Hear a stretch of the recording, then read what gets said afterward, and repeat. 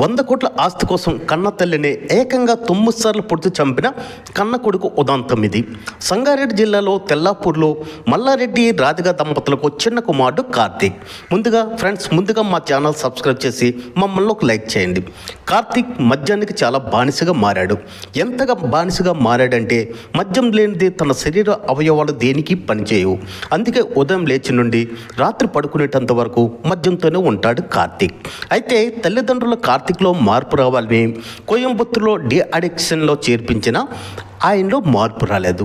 De addiction నుండి తిరిగి వచ్చి తనకు రావాల్సిన 100 కోట్ల భూమిని తనకి ఇవ్వాలని తల్లిని వేధించేవాడు. తల్లి కార్తీక్ను ఓదార్స్తూ వచ్చేది. అయినా కార్తీక్ వినేవాడు కాదు.